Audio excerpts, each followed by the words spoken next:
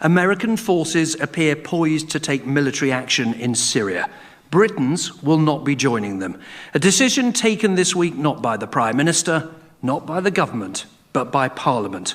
Was it a victory for democracy and common sense, or one for Syria's President Assad and those who want Britain's influence to shrink? Our panel, the leader of a party that doesn't have any votes to cast in the Commons, not yet at least, but whose rise is scaring many of those who do. UKIP's Nigel Farage. The woman who threatened to resign as Shadow Health Minister because she felt Britain, perhaps even her own party, were being stampeded into military action. She, of course, is Diane Abbott. Here too, a woman who spoke out passionately against the Iraq war, but argued that the use of chemical weapons made Syria different. Baroness Shirley Williams of the Liberal Democrats. And finally, someone who's very close to Project Cameron, the Planning Minister Nick Bowles, who years ago helped draw up the plan for what Mr Cameron should do if he reached number 10. If all that it takes for evil to flourish is that good people do nothing, is it right not to intervene in Syria? Nigel Farage. Well, there's no question that evil is prospering.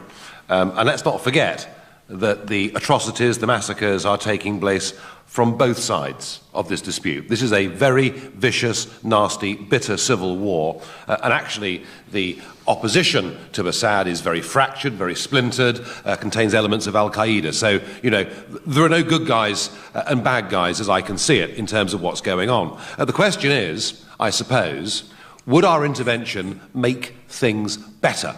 Because that is the implication of the question.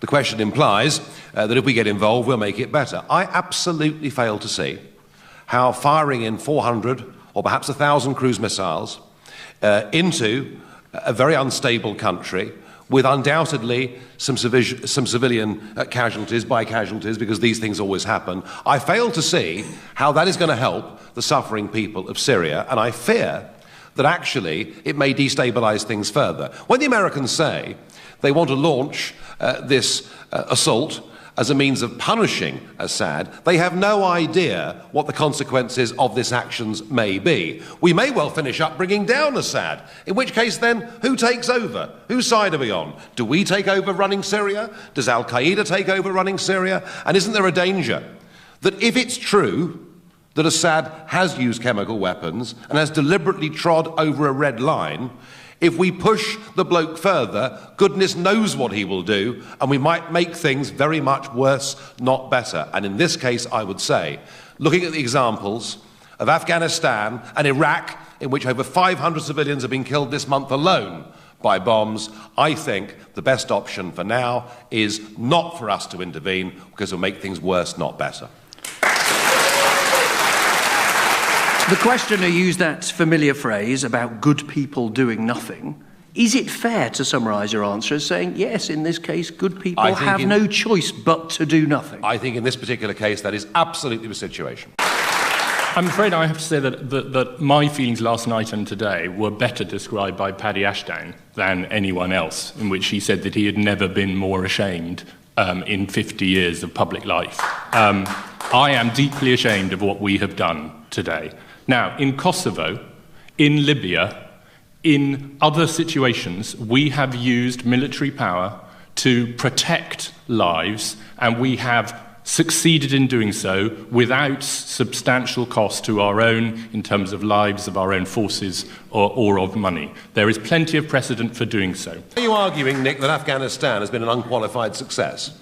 I'm not arguing... Are you arguing that Iraq is more stable now than it was before 2003? This is not about Iraq, this is not about Afghanistan. Well, actually, it is. This is about the fact that the British public have had enough of getting involved in endless foreign wars that are not in our national interest and don't make things better for the people of those countries. That's what that vote was about. You can't get away with that. No question about that. You can't get away with that. It started on Monday with Nick Clegg, who actually insisted, I was there, he insisted on sending a telegram to the President of the United States, Mr. Obama, making it absolutely clear that the United Nations would be involved from the beginning in whatever the decision was. I think listeners should know that there's quite a lot of head shaking and despair. Obama's never heard of it. Is it time Britain should stand down as a world's policeman?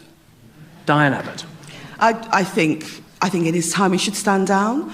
The problem with these military interventions is they have never worked in the Middle East. In every Middle Eastern situation, we go in as liberators and we end up unifying the population against us. 2 years ago, Nick Bowles. Mr. Gaddafi was on the edge of slaughtering tens of thousands of people in the city of Benghazi at the edge of Libya. We acted, along with the French and the United States, with the acquiescence, I'm glad to say for once, of the Russians and the Chinese on the Security Council. President Putin, the arbiter of moral value in this world? It only works if it's genuinely international. America making a unilateral strike in the Middle East is always counterproductive. Diane Abbott.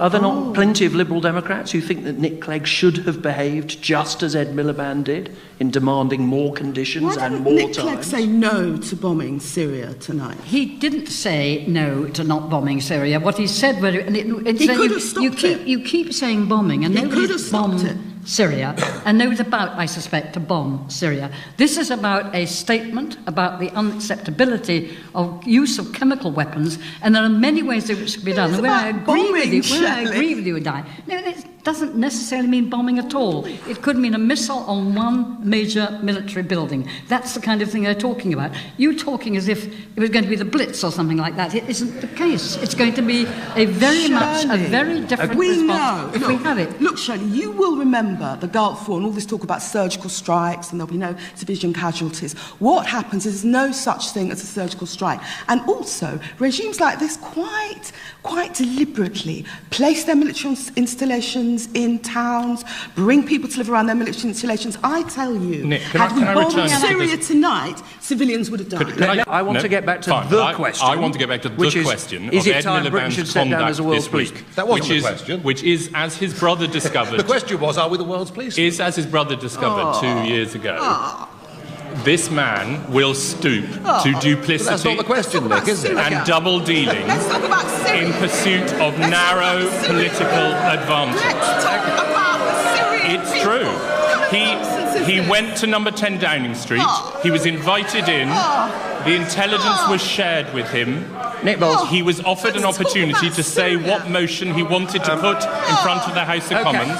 As Shirley has made clear, the motion was changed several times let's move on. to meet his concerns, and he then did the dirty. Well, I think the audience is shouting out, answer the question. Let's remember Nigel Farage. The question Now, the question is, should we continue to be the world's policeman? That, I think, was the question.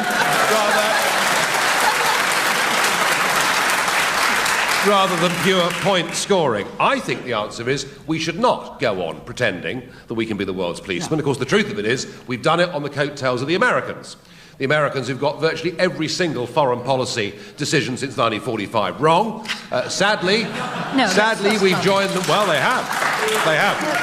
A part, of course, as Shirley will remember, the brilliance of Harold Wilson in saying no to Lyndon Johnson, we will not fight in Vietnam. Right. What a sensible thing that was to do.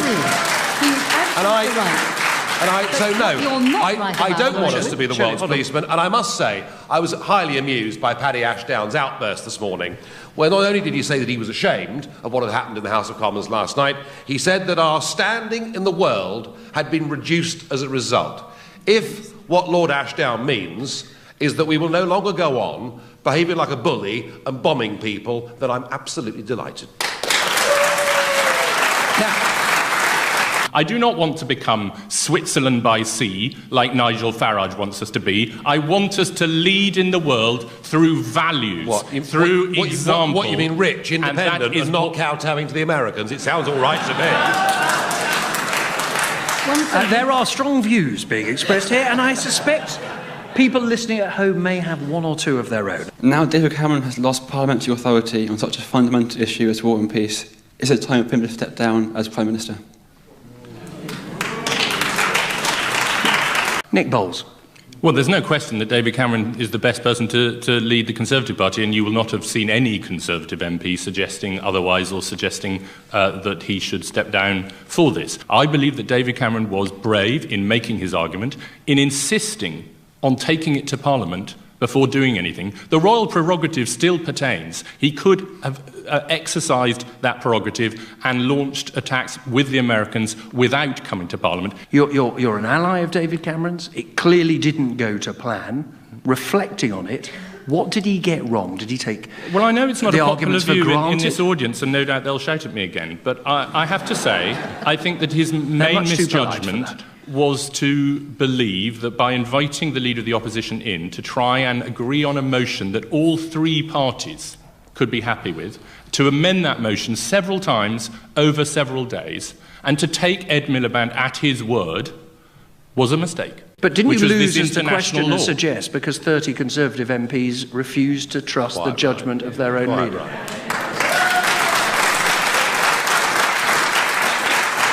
Nigel Farage. Well, sticking to the question, should he I stand know down? we're used to consensus politics where all three parties agree on virtually everything, but it is actually the job of the opposition to oppose. And that's what Miliband did this week to some extent, so I think that's probably a good thing. You lost last night because David Cameron has made, I think, the worst misjudgment of his career. For two reasons. Firstly, he tried to pursue military means with undue haste before even the weapons inspectors had reported or the UN had a serious chance to make a decision.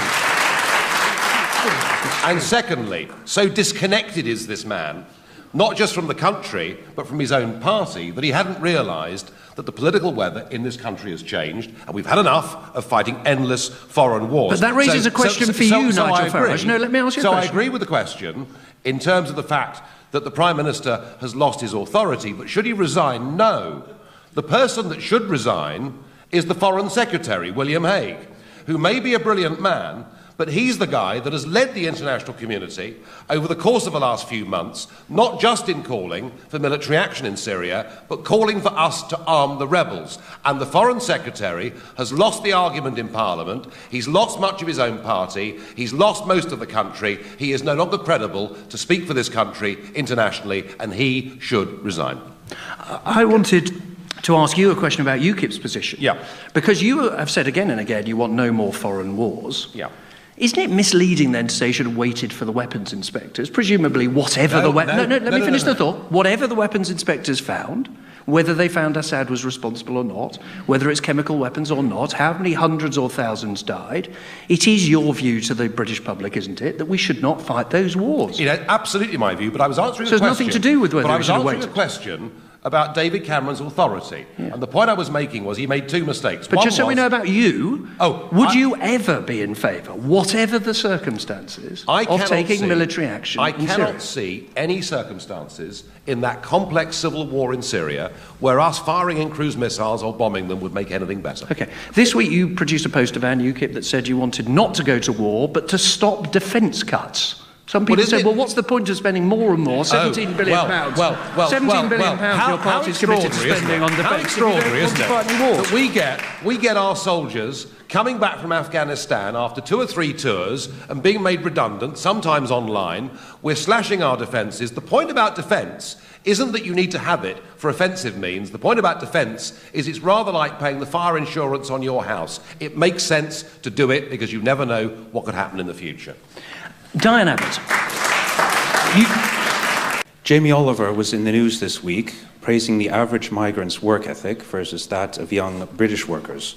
Assuming his assessment is correct, what are the panel's suggestions to address this? Nigel Farage. Jamie Oliver's a brilliant guy. I admire him greatly, but that doesn't mean I agree with absolutely everything he says. Clearly, we do have a problem with some of our young people, and that problem, I'm afraid, is through a failure of education and through an absolute insistence that as many people as possible must go to university and get a degree in an ology of some kind. I blame Maureen Lipman for the whole thing myself. And it might actually be rather better if, with more of our youngsters, we encourage them, perhaps age 16, to go and learn some trades and skills and stop being so snobbish about people working with their hands. That, to me, would be a very good thing. So Jamie Oliver is partially right. There are lots of migrant workers that come to this country that work damned hard and do a very good job. But I will not have the entire British youth written off as all being lazy, feckless, useless, because they're not. And when I travel around the country, When I've travelled around the country, I've met huge numbers of youngsters desperate for work, but who now find themselves effectively priced out of the labour market by cheap migrant labour. And that may be good for big businesses, but socially, for this country, it has been a disaster.